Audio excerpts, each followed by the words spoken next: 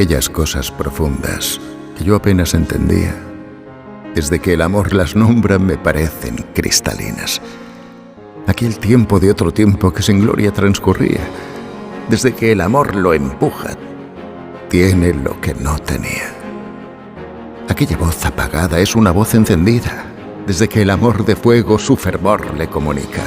Aquella frente desierta, aquella frente perdida, está mucho menos sola desde que el amor la habita. Aquellos ojos cerrados están abiertos y miran desde que el amor les muestra riquezas desconocidas. Aquellas manos desnudas ya no son manos vacías desde que el amor las llena con su propia maravilla. Aquellos pasos sin rumbo, aquellos pasos sin vida, ya tienen rumbo seguro desde que el amor los guía. Aquel corazón oscuro luce una luz infinita desde que el amor lo alumbra con su verdadero día. Aquel pobre entendimiento tiene una fuerza más limpia desde que el amor lo inflama, desde que el amor lo anima. Aquella pluma de siempre vive una vida más viva desde que el amor la mueve, desde que el amor la inspira. Aquel mundo sin objeto tiene una razón precisa desde que el amor eterno lo sustenta y justifica. Aquella vida de antaño responde a peso y medida desde que el amor confunde su existencia con la mía.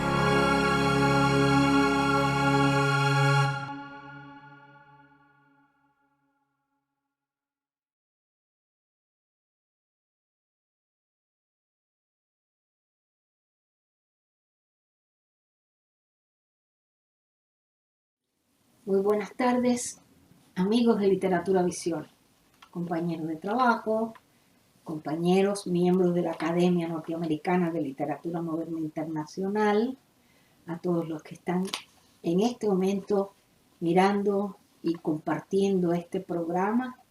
Para todos ustedes, una gran y grata bienvenida. Tenemos un capítulo muy interesante en el día de hoy, mayo 2. Ya comenzamos el mes de mayo y con el mes comienza también la primavera, fechas de grandes inicios, de renovación, florecen las plantas y todo va a ser nuevo, novedoso, hermoso, igual aquí en Literatura Visión. Y comenzamos con una poesía, un poema de Francisco Luis Bernardes, titulada Romance, como siempre, fue dicha por Juan Mora. Ese es un gran declamador que lo tenemos muy a menudo acá en Literatura Visión. Y bueno, no voy a seguir conversando, voy a darle entrada, inicio a este programa del día de hoy, que van a ver que tiene cosas muy interesantes. Y comenzamos con la literatura y la escritura, porque obviamente se relacionan, se ven una con otra, pero no son sinónimos. Los primeros escritos de los antiguos sumerios no son literatura, ni lo son algunos de los antiguos jeroglíficos egipcios. Los textos literarios más antiguos que nos han llegado datan de milenios después de la invención de la escritura. Los investigadores estarán en desacuerdo sobre cuando los registros antiguos se convierten en algo mucho más semejante a la literatura, ya que la definición de esta es subjetiva. Sin embargo, debe tenerse en mente que, dada la relevancia al aislamiento cultural de las culturas antiguas, el desarrollo histórico de la literatura no ocurrió en forma uniforme en el mundo. Otro problema al tratar de aproximarse a una historia global de la literatura reside en que muchos textos han desaparecido a lo largo del tiempo, ya sea deliberadamente, por accidente o por la total extinción de la cultura que los originó. Mucho se ha dicho, por ejemplo, sobre la destrucción de la Biblioteca de Alejandría, creada en el siglo III a.C., y sobre los innumerables textos fundamentales que se cree que se perdieron entre las llamas en el año 49 a.C. Así, la supresión deliberada de textos y frecuentemente incluso de sus autores por organizaciones con algún tipo de poder temporal complica el estudio. La literatura del antiguo Egipto no solía incluirse en las primeras historias de la literatura porque los escritos no se tradujeron a las lenguas europeas hasta el siglo XIV, cuando se descifró la piedra Rosetta, una roca que fue fundamental para comprender la cultura egipcia.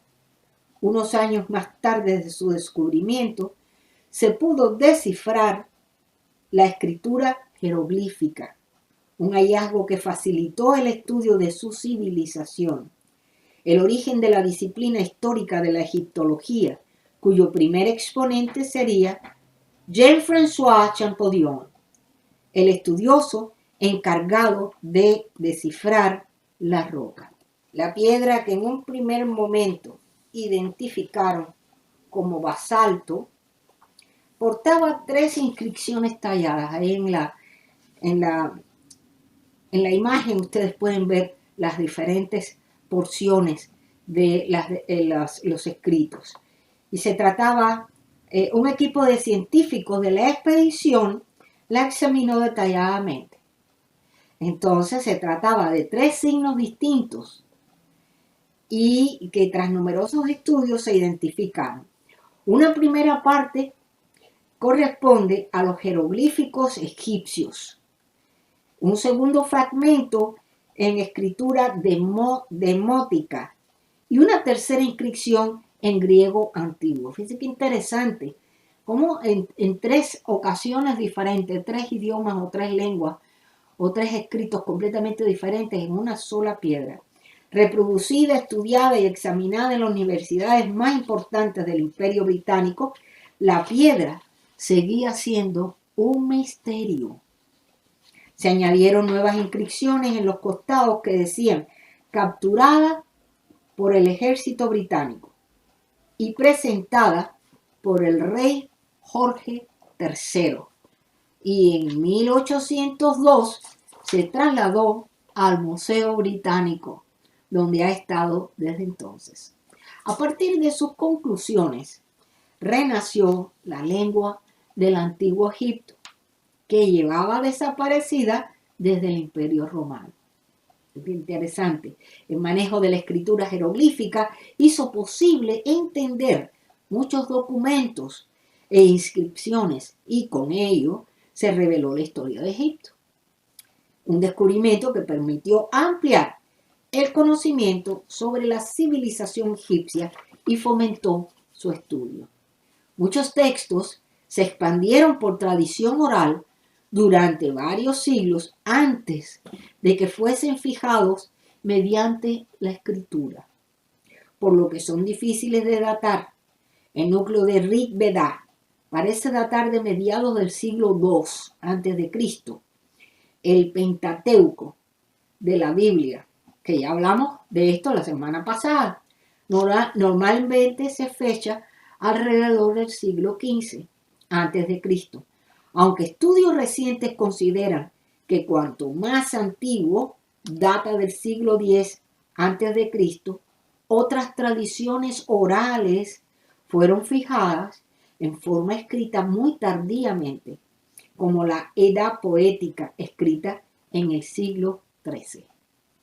Los poemas escritos de la India posteriores al Rig Veda, como el Iyaur Veda, el Atharva Veda y los textos brahmana, así como el Tanakh hebreo y la colección de poemas místicos atribuidos a Lao Tse, Tao Te Ching, que probablemente datan de la Edad de Hierro, aunque determinarlo es un asunto sumamente controversial. Bueno, Queridos amigos, hasta aquí llega mi intervención dentro de lo que es el seminario de esta semana y le dejo la palabra a nuestra querida María Josefa San Juan de Novas para que continúe con este relato tan interesante sobre la literatura y la escritura y todo lo que tiene que ver con nuestra historia y nuestra historia de literatura universal. Adelante pues, María Josefa, te dejo la palabra. Saludos, queridos amigos. Con el mismo cariño de siempre recibo los micrófonos de nuestra directora para traerles a ustedes en este día de hoy el capítulo de literatura visión. La Ilíada y la Odisea de Homero provienen del siglo XVIII a.C.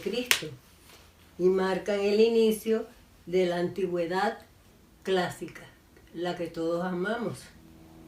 Estas obras también tenían una tradición oral previa que parece provenir desde fines de la Edad de Bronce. Ahora exploremos la relación de la literatura con los poemas y los escritores de las diferentes épocas. Veamos los diferentes tipos de escritores. Escritores religiosos fueron los dominantes de esta época, puesto que el clero católico era el centro intelectual de la sociedad en esa época, razón por la que su producción literaria fue la más productiva. La leyenda dorada de Santiago de la Vorágine alcanzó tanta popularidad en sus tiempos que se leía más que la Biblia. Las obras Dies Irae, Días de la Ira y Stabat Mater, Estaba la Madre, son probablemente dos de los mejores poemas latinos en materia religiosa. La poesía goliárdica, estrofas de 4 líneas de versos satíricos, fue una de las formas del arte utilizadas por algunos clérigos para expresar su desacuerdo con algún tema. Durante la Edad Media, la población judía residente en Europa también produjo un cierto número de escritores destacados, como fue Maimónides, nacido en Córdoba, España, y Rachid, nacido en Troyes, Francia. Son dos de los más conocidos y de más influencia que tuvieron entre los autores judíos. Entre los escritores laicos más prominentes de esta época, en este periodo no fue tan productiva como la literatura religiosa, pero gran parte del material ha sobrevivido. El tema del amor cortés cobró gran importancia en el siglo XI, especialmente en las lenguas romances, principalmente el francés y el español. El provenzal, el gallego y el catalán, 5 de ellas entre todas, lenguas griegas, donde los trovadores, que eran cantantes ambulantes, se ganaban la vida con sus canciones. Las letras de estas canciones generalmente eran los anhelos no correspondidos. También en esta época se puede encontrar poesías políticas, especialmente a fines de la Edad Media, escritas por laicos y clérigos que utilizaban formas del goliardo. Los goliardos eran, en cualquier caso, ya fuera por necesidad o por deleite, de una vida disoluta y mantenían una vida errante, aprovechando su tonsura para recalar en un monasterio o parroquia 2 o 3 días antes de proseguir hasta el siguiente lugar.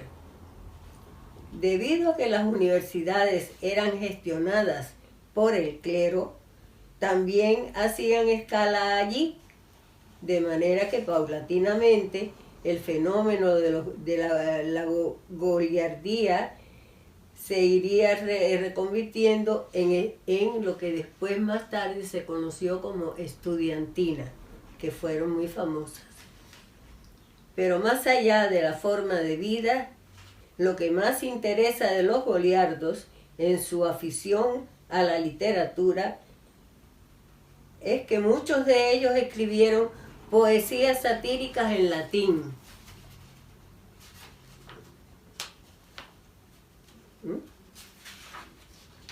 Expresando su descontento, criticaban a la iglesia, a la sociedad establecida y al poder, así como composiciones líricas donde elogiaban el vino, la taberna, el juego, las mujeres y el amor. La poesía goliardesca se cultivó por toda Europa durante la Edad Media.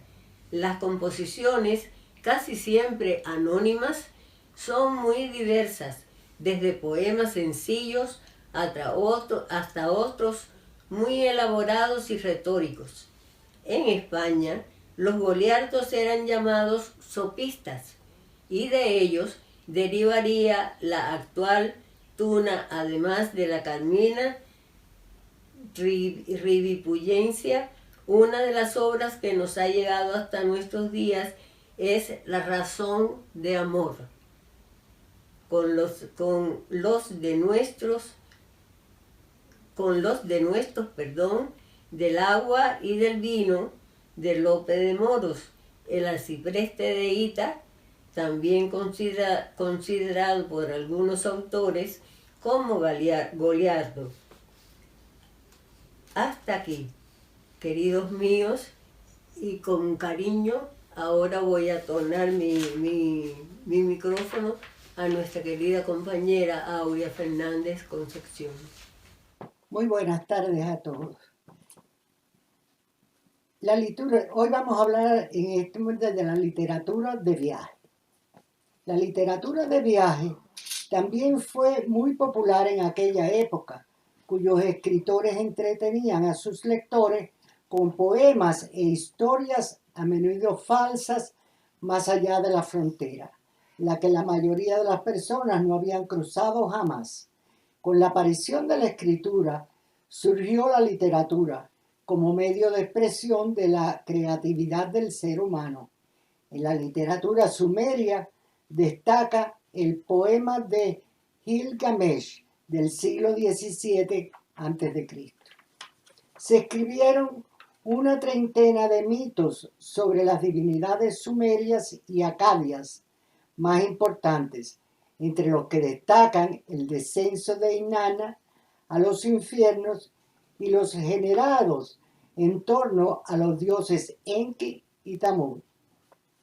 Otra muestra de relevancia es el poema Lugal Ut Melam Biminirpal, los trabajos de Ninurta, cuyo contenido es de tipo didáctico y moral.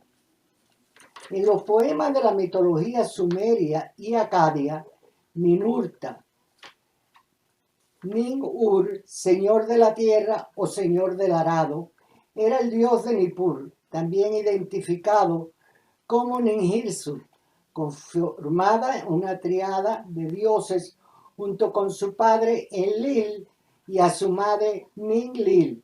Habitualmente se representaba sosteniendo un arco, una lanza y una masa mágica llamada Charur, la cual podía hablar y transformarse en un león alado.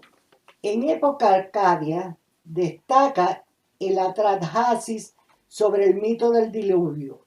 La literatura babilónica es de remarcar el poema Enuma Elish sobre la creación del mundo. Los trabajos de Ninurta, cuyo contenido es considerado de tipo didáctico y moral, como hemos mencionado, también sabemos que los fenicios tuvieron una variada literatura que influyó fuertemente en la literatura en hebreo. Al principio, del primer milenio antes de Cristo, el fenicio era una lengua de prestigio. Los hebreos y los arameos, y quienes se asentaron en esa zona de 2 siglos antes, adoptaron varias pautas culturales, entre ellas el alfabeto de los cananeos o fenicios, y tanto hebreos como arameos comenzaron a escribir sus poemas en escritura fenicia. Al principio, su escritura no se diferenciaba de la fenicia, pero hacia la mitad del siglo IX a.C., la escritura hebrea evoluciona y la aramea lo hace hacia la mitad del siglo VIII a.C. Tan dominante resultó la influencia fenicia que ni hebreos ni arameos inventaron nuevas letras para traducir aquellas consonantes que no existían en fenicio. ¿Cómo y de dónde proviene la literatura universal? Para saberlo, vamos a dividir la literatura en 2 partes. Después de hacer un recorrido rápido por las principales avenidas de la historia de la literatura, podemos observar que este término se refiere a una de las 3 disciplinas de la ciencia de la literatura, aquella que se sirve del punto de vista diacrónico y se inserta tanto en esa serie disciplinar literaria de la filología como, en segundo lugar, en la historiografía especial o por conceptos. La historia de la literatura se ocupa del estudio de las obras literarias, entendiendo por estas las ya eminentemente artísticas o bien, en sentido general, las de cultura, arte y pensamiento, o definibles, según cierta crítica, como obras o textos altamente elaborados. La disciplina, tan antigua como la cultura humanística, alcanzó a fines del siglo XVIII su culminación como historia universal de la literatura, de carácter comparatista al tiempo que totalizador de las diferentes ramas de las letras y las ciencias, en correspondencia con el concepto ilustrado de literatura. Bueno, hasta aquí mi participación.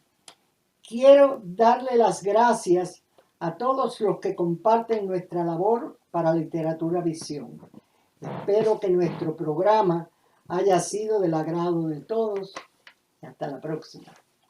Bien, continuamos con nuestro trabajo y con el orden del programa para traer una vez más este segmento tan esperado por todos ustedes, porque es puro conocimiento poético. Se trata del doctor Luis Alberto Ambrogio, que nos trae otro de sus ciclos poéticos en este mes de mayo. Adelante, doctor, bienvenido. Buenas tardes, doctor. Buenas tardes, Rosalía. Empezamos el mes de mayo y no sabemos todavía cuál es el tema que usted nos va a traer en este nuevo ciclo. Bueno, en este nuevo ciclo vamos a viajar del norte, porque el mes pasado, con el mes de la poesía, hablamos de algunos poetas estadounidenses, y hoy nos vamos a ir al sur, a poetas de Argentina. Interesante. Un poco porque el mes de mayo es un mes importante para Argentina, porque es el mes de su independencia. Excelente. Entonces voy a compartir con ustedes algunos de los poetas argentinos como representativos de diferentes corrientes, etc. Quiero comenzar con Jorge Luis Borges, porque realmente es quizás la figura más conocida de Argentina, pero también universal, en el sentido de que su obra es clave para la literatura, no solamente en habla hispana, sino en la literatura universal. Borges nació en Buenos Aires el 24 de agosto de 1899 y cuando se encontró que tenía cáncer, etcétera, decidió irse a Ginebra porque quería fallecer allá y falleció efectivamente el 14 de junio de 1986. Yo he tenido el gusto inmenso y el privilegio de conocer a Borges y también, por supuesto, a su última esposa personalmente. Así que es una figura también para mí muy especial. Él fue bibliotecario por muchos años de la Biblioteca Nacional de Argentina, profesor, conferencista en Estados Unidos, por ejemplo, en Harvard University, crítico literario, traductor. Él se enorgullecía mucho de su traducción de Whitman, por ejemplo, de Walt Whitman, y por supuesto un gran poeta, ensayista y narrador. Sus cuentos también son muy conocidos. De hecho, sus libros quizás más conocidos son Ficciones y El Aleph, que son recopilaciones de cuentos conectados con temas comunes de una forma fantástica. Él es el líder de la literatura fantástica. Y en la literatura fantástica es una combinación de descripción de sueños, forma de laberintos, bibliotecas mágicas, una presencia de espejos, autores ficticios que él inventa, mitologías tanto griegas como la mitología nórdica, y todos estos son, digamos, elementos para conectar con otras ideas, como ideas filosóficas, como sus pensamientos sobre la memoria, la eternidad, la metaficción, etc. Las obras de Borges han contribuido ampliamente a la literatura filosófica, como lo dije, y él tiene, digamos, él leyó muchísimo de filosofía, también, por supuesto, como dije antes, a todo ese género que se califica como fantástico, y luego al postestructuralismo. De hecho, muchos críticos dicen que el realismo mágico prácticamente comienza con Borges en la literatura hispanoamericana del siglo XX. Él pasó su infancia en Buenos Aires, pero se mudó a los 15 años a Suiza con su familia y estudió en el colegio de Ginebra. La familia también viajó luego, y él también, a Europa, especialmente a España, un tiempo.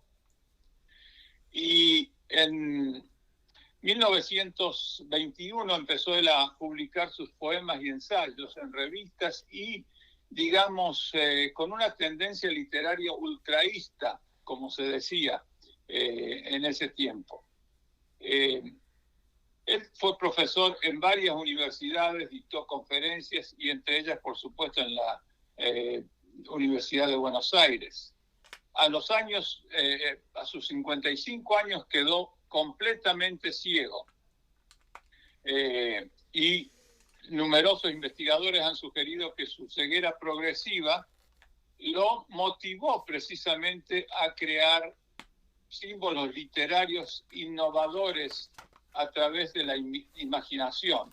Eso es algo muy destacable en Borges, y era interesante porque precisamente su esposa, que era como su secretaria, su todo, que era... ella le leía muchísimo a Borges precisamente todos estos libros para que él... porque él decía, yo prefiero que me conozcan como lector más que como escritor.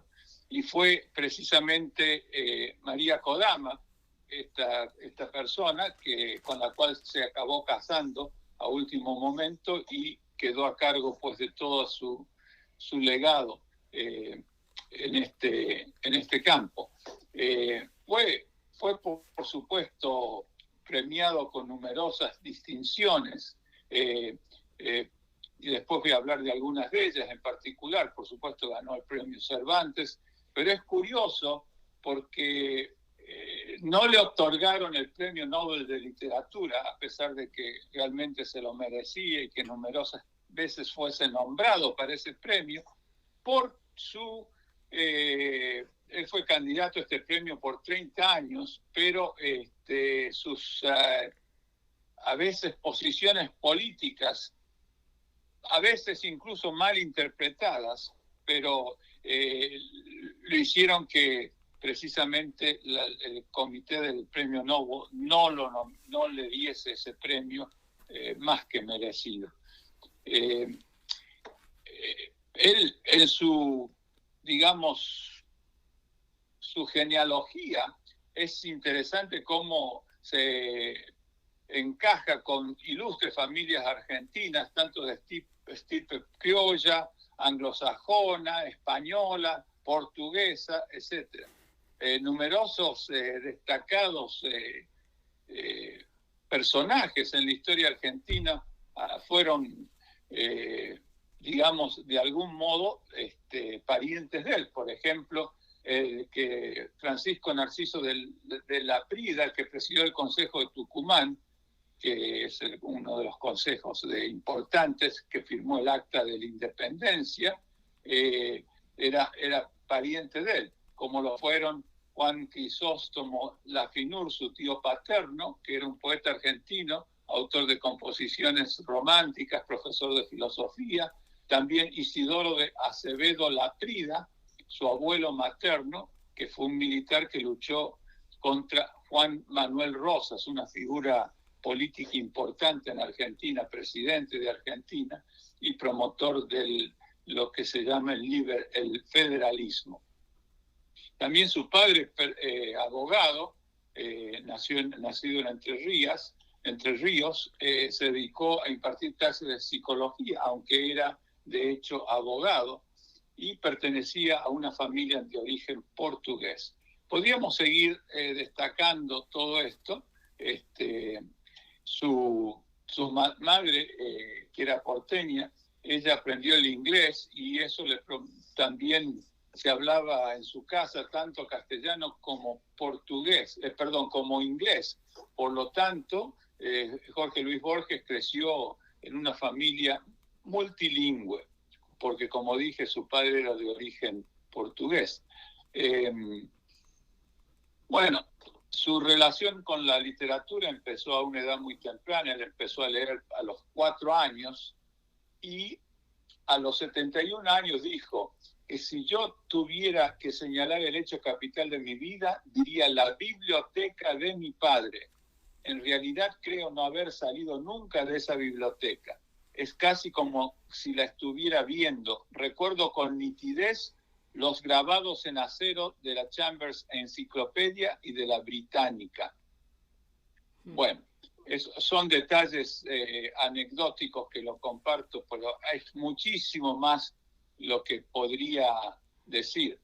Es interesante que su primera poesía, Himno al Mar, escrita en el estilo de Walt Whitman, a quien, como dije antes, él admiraba, fue publicada en la revista Grecia el 31 de diciembre de 1919 y dice así: oh mar, oh mito, oh lago hecho, y sé por qué te amo, sé que somos muy viejos, que ambos nos conocemos desde siglos, sé que en tus aguas venerandas y rientes ardió la aurora de la vida. En la ceniza de una tarde terciaria vibré por primera vez en tu seno. Oh proteico, yo he salido de ti, ambos encadenados y nómadas, ambos con una sed intensa de estrellas, ambos con esperanzas y desengaños, ambos aire, luz, fuerza, oscuridades, ambos con nuestro vasto deseo y ambos con nuestra grande miseria. Usa la enumeración whitmaniana típica de Walt Whitman en este poema. Bueno, por supuesto, luego estuvo en España y allí conoció a muchísimos incluso a su futuro cuñado, Guillermo de la Torre, Rafael Cancino Hansens y Ramón Gómez de la Serna, etc. Es curioso que cuando regresó a Buenos de Barcelona, en el puerto lo esperaba el escritor filósofo de la paradoja y humorista, pero surreal, pero también un tremendo escritor, Macedonio Fernández, que era amigo de su padre, y también Jorge Luis Borges continuó con esa amistad. Es otro de los grandes escritores argentinos, Macedonio Fernández, que es increíble. Bueno, por supuesto, al llegar a Buenos Aires se enamoró de esta ciudad. De hecho, tiene un libro que se llama Fervor de Buenos Aires, y en realidad prácticamente no solamente descubrió a su ciudad natal, sino que le dio forma a la mitificación de esta ciudad, de los barrios suburbanos bonaerenses, y ahí precisamente en eso se basaría gran parte de su constante idealización de lo real. Y como lo dice ahí en Fervor de Buenos Aires, dice: las calles de Buenos Aires ya son mi entraña. Bueno, por supuesto, podría hablar prácticamente, dedicar cada segmento a Borges y no me alcanzarían todos. Son numerosas sus obras que no voy a mencionar. Por supuesto, de Borges luego como vanguardista, bucólico, en la década del 30 se dedicó a la revista Sur con su cosmopolitismo de alto vuelo, y él en su metafísica, por supuesto, especuló sobre el tiempo, el espacio, lo infinito, la vida y la muerte, y la intriga del destino para el hombre, y bueno, y todo eso es interesante porque con una alarde de erudición en sus versos, en sus ensayos, en sus cuentos. Son realmente interesantísimos, como lo vamos a ver en el poema que voy a leer para cerrar este segmento. Bueno, felizmente yo he tenido el gran placer y honor de conocer a Borges, y voy a contar algunas anécdotas al respecto. Una de ellas, al acabar de recitar en Georgetown, uno de sus poemas que yo realmente admiro, Ajedrez, me acerco a él, esto fue en los años 70, por ahí al principio de los 70, me acerco a él y siempre cuento esta anécdota. Y en ese momento, el gran jugador de tenis argentino, Guillermo Vilas, había publicado un poemario en Buenos Aires. Entonces yo me acerco y le digo: maestro, y él así, levantando la cara como si me fuese a mirar, pero obviamente ya estaba totalmente ciego, pero me reconocía la voz porque habíamos intercambiado unos cuantos encuentros. Entonces me dice, le pregunto yo: maestro, ¿qué piensa usted del poemario de Guillermo Vilas? Y él, apoyado en su bastón, mirándome así para arriba, me dice: Luis Alberto, imagínese a Borges con una raqueta de tenis. Típico de su sarcasmo y de su ironía. En el año 1950 marcó, digamos, el principio del reconocimiento de Borges. La Sociedad Argentina de Escritores, la SADE, lo nombró presidente y estuvo por 3 años en esa asociación importantísima. Luego también lo nombraron doctor honoris causa de numerosas universidades e instituciones. Es interesante porque en el año 1966 en el año 1961, compartió con Samuel Beckett el Premio Internacional de Literatura,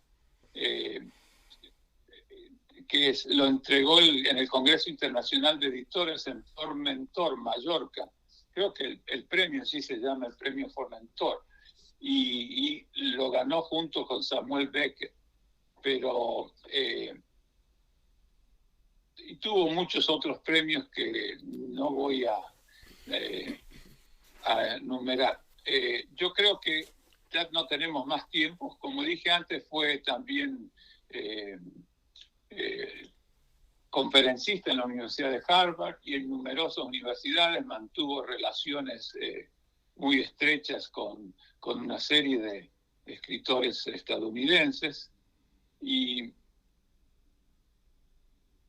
bueno, uno de los libros que publicó aquí precisamente luego de regresar de Buenos Aires fue El oro de los tigres, que es uno de los que más aprecio yo también. Fue declarado ciudadano ilustre de la ciudad de Buenos Aires y, como dije antes, ganó el premio Nobel. Entonces, voy a leer un poema que para mí es uno de los poemas icónicos de Borges, titulado, a ver, aquí lo encuentro, El poema de los dones.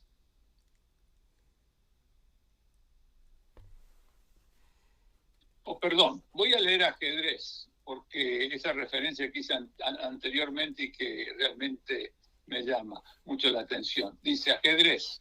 En su grave rincón los jugadores rigen las lentas piezas. El tablero los demora hasta el alba en su severo ámbito en que se odian los dos colores. Adentro irradian mágicos rigores las formas: torre homérica, ligero caballo, armada reina, rey postrero, oblicuo alfil y peones agresores. Cuando los jugadores se hayan ido, cuando el tiempo los haya consumida, ciertamente no habrá cesado el rito. En el oriente se encendió esta guerra, cuyo anfiteatro es hoy toda la tierra. Como el otro, este juego es infinito. Tenue rey, sesgo alfil, encarnizada reina, torre directa y peón ladino, sobre lo negro y blanco del camino buscan y libran su batalla armada. No saben que la mano señalada del jugador gobierna su destino. No saben que un rigor adamantino sujeta su albedrío y su jornada. También el jugador es prisionero. La sentencia es de Omar, de otro tablero, de negras noches y de blancos días. Dios mueve al jugador y la pieza. ¿Qué Dios detrás de Dios? La trama empieza de polvo y tiempo y sueño y agonía. Y el poema de los dones, que es uno de los más bellos y sentidos de Jorge Luis Borges, poema nostálgico, que en una descripción autobiográfica tiene la sátira de una tragedia. Lo voy a leer rápidamente. Nadie rebaje a lágrima o reproche esta declaración de la maestría de Dios que con magnífica ironía me dio a la vez los libros y la noche. De esta ciudad de libros que hizo dueños a unos ojos sin luz, que solo pueden leer en las bibliotecas de los sueños, los incesantes párrafos que ceden las albas a su afán. En vano el día les prodiga sus libros infinitos, arduos como los arduos manuscritos que perecieron en Alejandría. De hambre y de sed narra una historia griega, muere un rey entre fuentes y jardines. Yo fatigo sin rumbo los confines de esta alta y honda biblioteca ciega. Bueno, voy a acabar acá porque el tiempo lamenta, pero el poema continúa y dice al final: ¿cuál de los dos escribe este poema? De un yo plural y de una sola sombra. ¿Qué importa la palabra que me nombra? Si es indiviso o uno el anatema. Lusac o Borges, miro este querido mundo que se desforma y que se apaga en una pálida ceniza vaga que se parece al sueño y al olvido. Bueno, fue un gusto para mí, un privilegio también, por ejemplo, cuando un grupo folclórico importantísimo de Argentina en los años 80, al principio, grabó una canción, un poema mío titulado Dame el pan Argentina. Y en ese long play, como decíamos antes, esta canción está grabada después de la Oda a la Patria de Borges, que participó en ese programa. Y también debo decir que tuve el privilegio de que la doctora Rosa Tesanos Pintos, que es colega de la academia, ella haya leído en su investidura para ser miembro numerario de la Academia Norteamericana de Lengua Española, leyó su discurso titulado La influencia borgiana en la poética de Luis Alberto Ambrosio, lo cual realmente me honra muchísimo. Bueno, muchas gracias y felicísimo de compartir esta gran figura literaria universal que es Jorge Luis Borges. Y nos vemos las próximas semanas con otra poeta argentina. Muchísimas gracias. Gracias a usted, doctor. Nos vemos entonces. Y ahora, desde Valencia, María Luisa Aragón viene con sus 5 minutos con la historia. Y en este caso nos trae un relato muy interesante. Se trata de Ana María Soto, la primera mujer en formar parte de la Infantería de Marina. Adelante, María Luisa, bienvenida.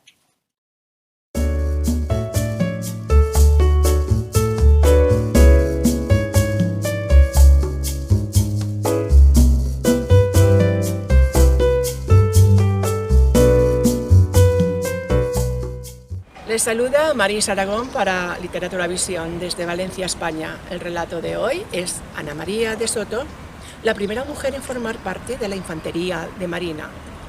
Se alistó como hombre en la Armada y participó con valentía y honor en varios combates hasta que fue descubierta y licenciada con pensión y con el rango de sargento de primera.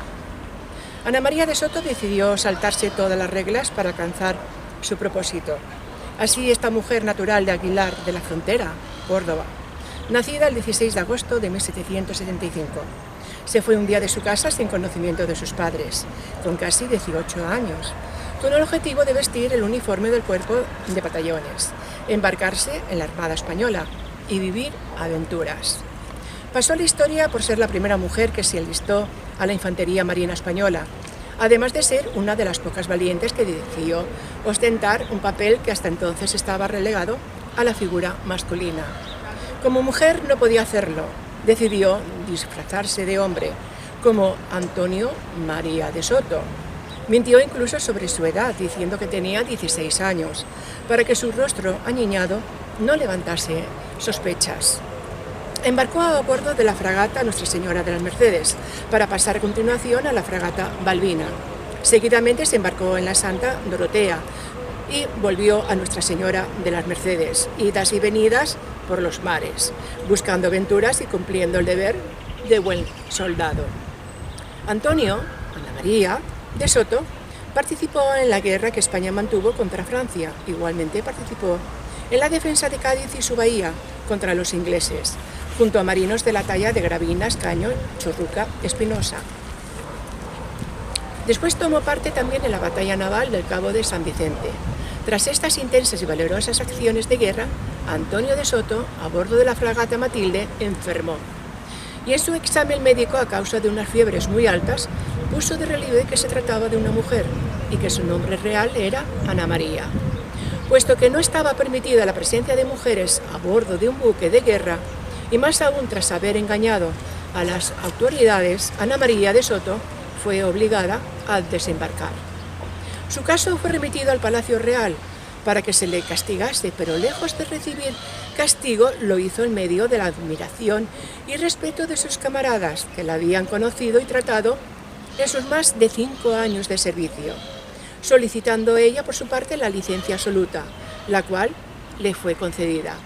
Y no solo eso, sino que además, según Real Orden del 24 de julio de 1798, Su Majestad el Rey le concedió el grado de sargento y una pensión vitalicia para que pudiera atender a sus padres. El sueldo era de 2 reales de vellón diarios y se le autorizaba a lucir los colores de la Marina y las divisas de su rango de sargento, de los mismos en sus ropas de mujer.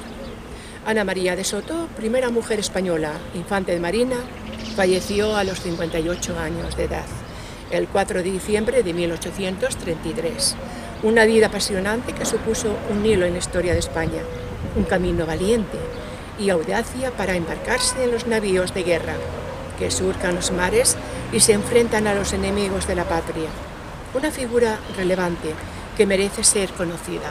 Deseo que hayan disfrutado de este relato. Muchas gracias.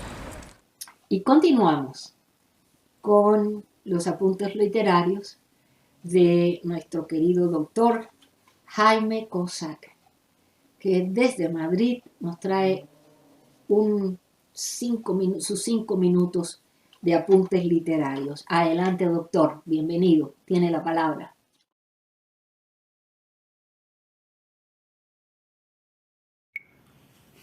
Hola, buenas tardes amigos de Literatura Visión, a doña Rosalía y al equipo que la acompaña en su programa tan interesante. Entonces, hoy voy a empezar a hablar, porque seguiré la próxima vez, sobre el tema que he titulado Leer. Leer parece algo obvio.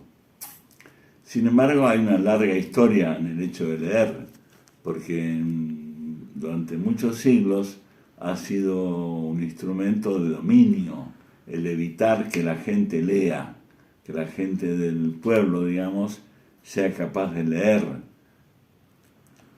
Porque leer les abre un mundo. Y sobre todo a las mujeres se les impidió leer. No podían leer ni escribir. Recuerdo en la película Los Santos Inocentes, donde Juan Diego, que acaba de fallecer, llamaba a 2 de sus labriegos a que escribieran su nombre para demostrarle a un embajador extranjero que en España había un grado de civilización en realidad más avanzado del que realmente había, ¿no? También recuerdo una emoción que tuve el otro día al escuchar leer a mi nieta un texto escrito por su padre, y ella lo leía porque recién aprendía a leer, lo cual me resultó realmente muy emocionante. Leer un texto es como leer, porque el texto viene de textum, que es un tejido, son palabras que se entrecruzan y arman una red. Sin embargo, leer, hay varias formas de leer. Por ejemplo, está la lectura ingenua, que lee las superficies de los textos, ¿no? Y que es como leer el periódico rápido, sin entender y sin pensar qué es lo que nos están diciendo. Después está la lectura epistemológica, que habla acerca de la producción, de los procesos de producción de esos escritos. Y está la lectura teórica, que indaga en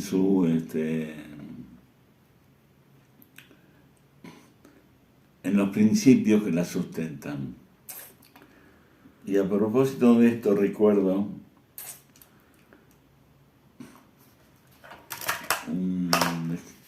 unas líneas de Paul Auster que dice: con la lectura ocurre como con todos los demás placeres, se hace tanto más profunda y duradera cuanto más intensa y afanosamente nos entregamos a ella. Y dice: lectura sin amor, ciencia sin respeto, formación sin corazón, es uno de los peores pecados del espíritu.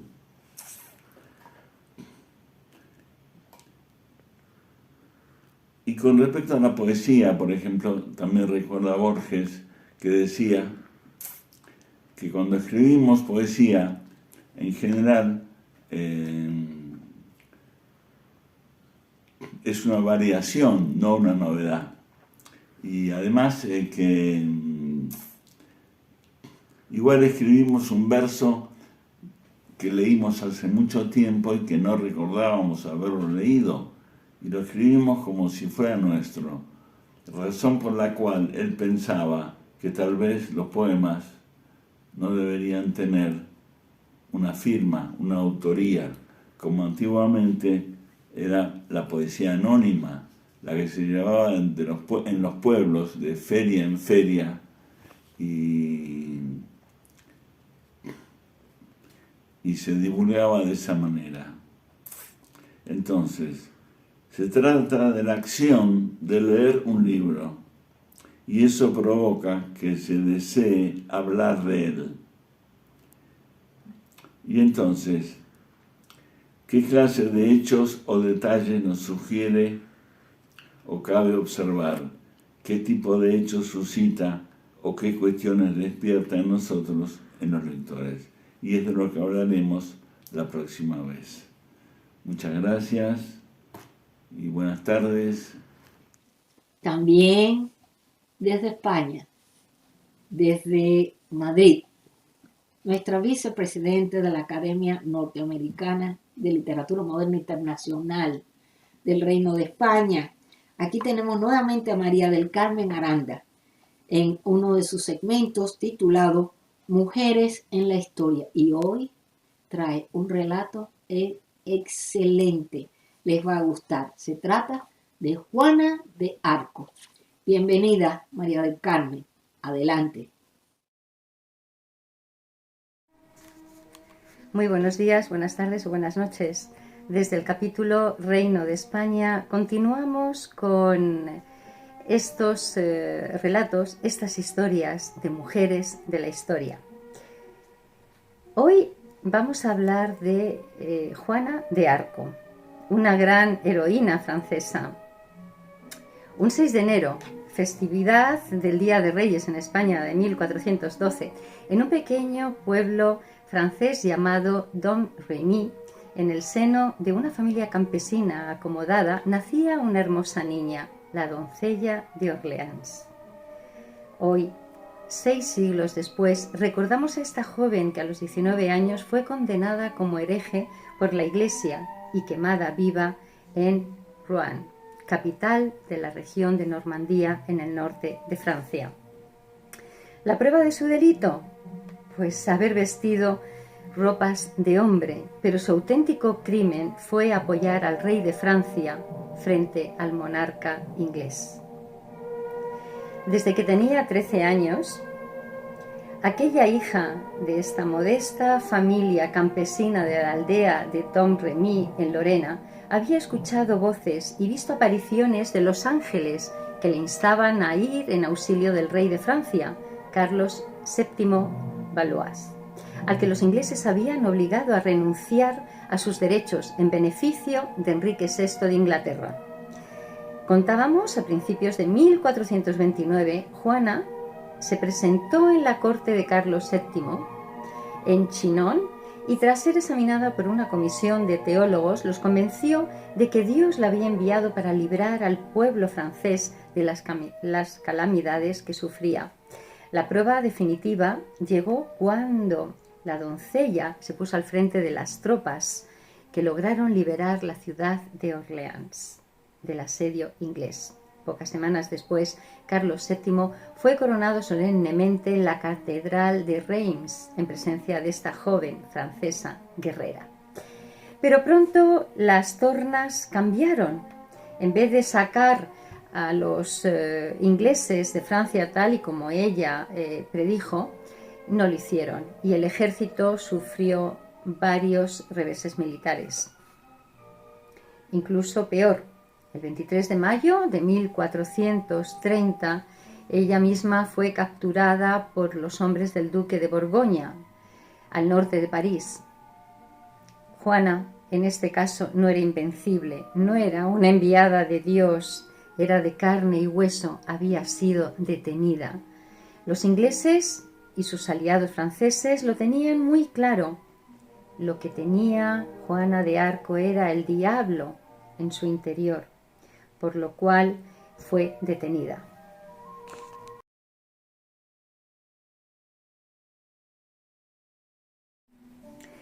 Los historiadores nos dicen que allá por el 21 de diciembre de 1430, unos profesores de la Universidad de París escribieron una carta al rey de Inglaterra. Hemos oído estos últimos días que está en vuestro poder esa mujer llamada la doncella. Estos doctores parisinos se referían a Juana de Arco, capturada unos meses antes y entregada a los ingleses. La acusaban de provocar escándalo. ¿Cómo es posible una mujer que vestía de hombre y que además había luchado y había ganado una batalla? El proceso contra Juana de Arco se abrió unos días más tarde y terminó tal y como tenían previsto, condenada a muerte, ejecución de la joven en la hoguera. Juana de Arco la pusieron en manos de la Inquisición y a finales de 1930 los ingleses la trasladaron a la prisionera a Rouen, capital de Normandía. Esta ciudad estaba por aquel entonces administrada directamente por el duque de Bedford, regente de Francia, donde residía el joven Enrique VI. Pusieron a un clérigo francés de su confianza al frente de este proceso, obispo de Beauvois, miembro del Consejo del Rey de Inglaterra, y junto a él también pusieron a un inquisidor, el dominico Jean Lemaitre, que sin embargo muy pronto dejaría el tema, no se sabe si porque veía esa gran injusticia. El caso es que desapareció de la acusación. Un 3 de enero de 1431 ya se formularon todos los cargos contra la doncella. Entre ellos estaba el incluir el haber violado la ley divina al vestirse como un hombre e ir armada, haber engañado al sencillo pueblo haciendo creer que Dios la enviaba. Era una ofensa realmente. Y por supuesto la condenaban a herejía. Unos días más tarde, al abrir el juicio, Cauchon la declaró sospechosa de realizar hechizos e invocar a los demonios. Además de todas estas acusaciones, la acusó también de brujería. Ella contaba con 19 años. El 21 de febrero, Juana compareció por primera vez ante el tribunal junto a Cauchon y numerosos asesores, clérigos, prelados, teólogos, abogados en su mayoría, de modo que Juana se encontraba absolutamente sola.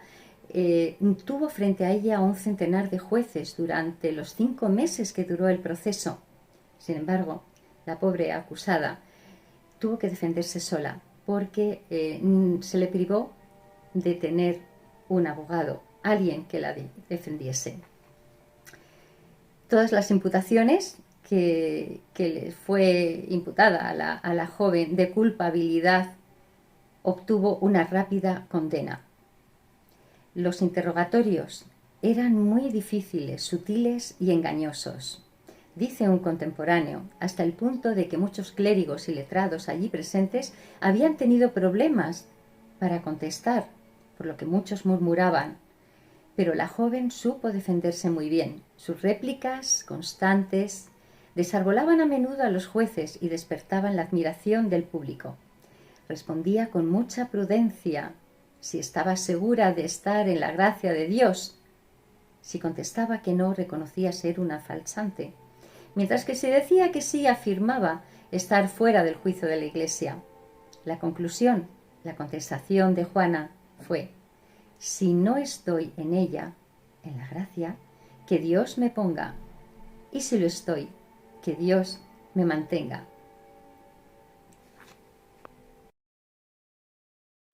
Pasadas unas semanas, Cauchon cambió de táctica.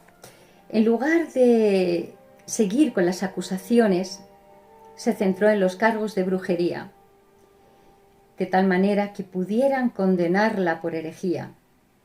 A principios de abril se aprobó una lista de 12 artículos de acusación que fue sometida a examen. Cochón intentó convencer a Juana para que reconociera sus errores e hiciera penitencia, pero no lo consiguió. Mientras esperaba la respuesta de París acerca de esos artículos, 12 artículos de acusación, primero intentó con suavidad, proponiéndole a unos teólogos la instruyeran y le mostraran los errores que ella estaba cometiendo. Pero después cambió. Corría el mes de mayo y Cochón quería que se retractase, que pidiese perdón. La llevaron, por tanto, ante su verdugo todos los instrumentos, en las afueras de Rouen, para enseñarle dónde iba a morir. La iban a quemar. Ella, en extremis, aterrorizada, se retractó, por lo cual la devolvieron de nuevo a la cárcel. Pero 4 días después fueron a visitarla unos jueces y allí estaba ella de nuevo, vestida de hombre. Había vuelto a escuchar esas voces de sus ángeles, de sus santos, diciéndole que les había traicionado. A ella ya no le importaba. Se mantendría con las vestimentas de hombre y no le importaría absolutamente nada lo que pudiesen hacer con ella, por lo cual Cochón se alegró tanto que salió alegre, riéndose, y se reunió con varios ingleses, diciendo: farewell, farewell, ya lo tenemos solucionado, podemos celebrarlo. Cenizas que fueron arrojadas al Sena.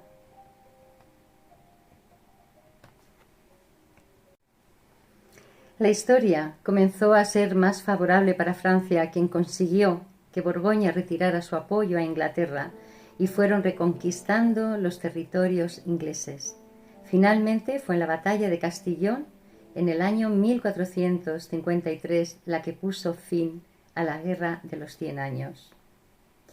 En 1920, por el Papa Benedicto XV, ese mismo año, Juana de Arco, la única, la verdadera, fue proclamada santa patrona de Francia, porque, según cuenta, aparecieron 2 Juanas de Arco posteriores, pero esto ya es leyenda.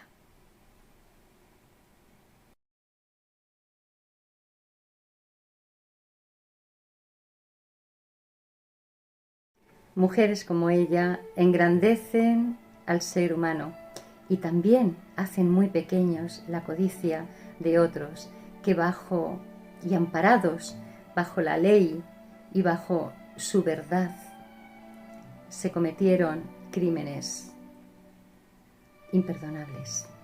Muchas gracias a todos y espero que les haya gustado este pequeño relato de esta magnífica mujer que con tan solo 19 años está reconocida en todo el mundo. Juana de Arco. Gracias. Desde España, Madrid, Mari Carmen Aranda. Y ahora tenemos los anuncios de Alba Learning. Corre video. Buenos días a todos, estimados amigos de Literatura Visión. Quiero aprovechar la oportunidad que me brindan para invitarles a visitar nuestra biblioteca, en la que encontrarán libros y audiolibros de las más variadas temáticas y autores de todas las épocas y nacionalidades. Les ofrecemos poesía, ensayo, cuentos, novelas, todo lo que pensamos puede gustar a nuestros lectores y atraerlos para hacerles amar la lectura.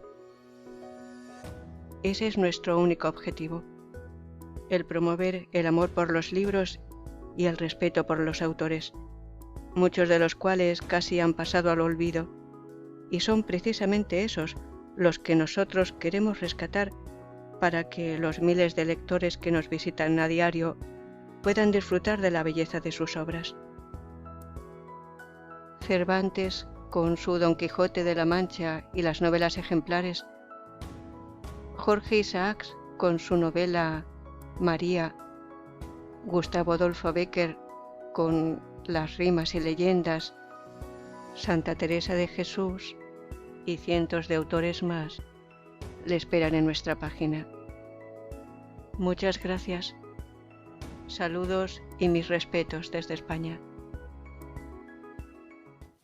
Desde hace varias semanas tuvimos la oportunidad de presentar a la secretaria de la delegación de la Florida, la señora Thelma Delgado. Thelma trajo un trabajo de lo más interesante. Se trataba de la cultura mexicana, pero el trabajo que ella había hecho era un poquito extenso y ella decidió terminarlo en un poco más adelante, y ese día más adelante es el día de hoy. Entonces hoy nuevamente, con todo gusto, traemos a Thelma Delgado, secretaria de la Delegación de la Florida de la Academia Norteamericana de Literatura Moderna Internacional. Con ustedes, la cultura mexicana. Y con esto terminamos nuestro trabajo, nuestra labor, nuestro episodio de Literatura Visión, esperando que sea del agrado de ustedes. Contamos con todos los diferentes comentarios que ustedes pueden hacer, sugerencias y demás, y estamos dispuestos a ofrecerles un mejor trabajo cada semana. Esperamos que así sea y esperamos contar con el apoyo de todos ustedes. Bienvenidos nuevamente y hasta la próxima semana. Venimos y vamos por más. Hasta entonces. Hola, mi nombre es Thelma Delgado. Soy secretaria de la Delegación Miami por el capítulo de la Florida, desde donde les envío un caluroso saludo. Bueno, pues continuando con las tradiciones mexicanas, hoy les hablaré de una muy hermosa, la Guelaguetza. Esta es una fiesta folclórica que reúne a 8 regiones y 16 grupos étnicos del estado de Oaxaca con un motivo muy específico: la ofrenda a la diosa del maíz, Centeotl. La palabra Guelaguetza se deriva del vocablo zapoteca Genladeza, que significa ofrenda, presente o cumplimiento. También se le conoce como la fiesta de los lunes del cerro. En este festival, que se realiza a mediados de julio, los oaxaqueños ofrecen lo más valioso de sus tradiciones y herencia cultural a través de la danza, la música y los cantos. Con la llegada de los españoles y la evangelización, esta celebración indígena se sincretizó con la Virgen del Carmen. De acuerdo con información de la Secretaría de Turismo del estado de Oaxaca, la Guelaguetza comenzó con un ritual que se le hacía a los dioses prehispánicos en el lugar denominado por los zapotecos como Danina Yalaoni o Cerro de Bella Vista. En esa época se adoraban a diversas deidades, entre ellas la diosa Centeotl, quien representaba a la diosa del maíz y a la que adoraban y respetaban de tal manera que le realizaban una celebración para festejarla año con danzas, ritos, así como un enorme banquete que duraba 8 días. Desde entonces, esta celebración fue considerada como algo muy especial y significativo para los lugareños. En los lunes del cerro participan los grupos representativos de 7 regiones tradicionales del estado de Oaxaca, dígase los valles centrales, la Sierra Juárez, la Cañada, Tuxtepec, la Mixteca, la Costa y el Istmo de Tehuantepec. Los asistentes pueden admirar los principales trajes típicos de las regiones mientras se escucha un poema dedicado a Oaxaca. Este espectáculo finaliza, como todas las fiestas del pueblo oaxaqueño, con la quema de los fuegos artificiales. Sin duda, la fiesta de la Guelaguetza engloba magia, tradición, reciprocidad, cultura y unión. Otra tradición que tiene México, que a mí en lo personal me encanta, y a mi abuela, tengo que decir, a mi querida mamá Lilia, mi abuela materna, también le gusta mucho, son las piñatas. El origen de las piñatas se encuentra en las celebraciones de Año Nuevo en China, y en su forma original representa animales. De ahí, la tradición viajó a Italia y por último llegó a México, en donde los frailes la utilizaron como herramienta de evangelización. Existen indicios de que en Mesoamérica habían tradiciones similares. Los mayas acostumbraban romper recipientes de barro rellenos de cacao y los mexicas llenaban cazuelas de barro con tesoros y alhajas. Las decoraban con plumas y listones y las rompían durante las festividades en honor al dios Huitzilopochtli. La forma actual de las piñatas surgió en el siglo XVI en Acolmán de Nezahualcóyotl, lo que es hoy el Estado de México, donde los frailes comenzaron a celebrar las misas de aguinaldo o posadas durante los días previos a la Navidad.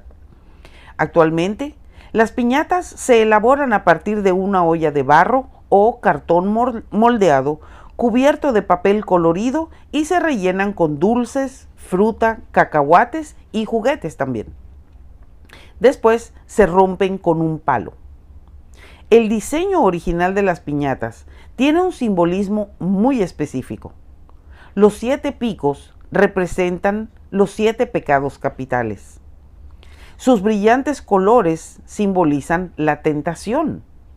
Láminas de oropel o latón hacen referencia a los engaños del mundo.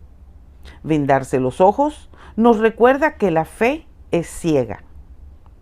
El palo con el que se rompe la piñata es la fuerza y la virtud con la que se rompen los engaños y los pecados. Dulces, fruta, cacahuates y juguetes representan la riqueza del reino de los cielos que se otorga como premio a la fe y a la perseverancia. ¿Qué tal? De esta forma, la tradición de la piñata nos recuerda eso, una fe ciega y la voluntad que ambas vencen al pecado y nos hacen merecedores de las recompensas divinas.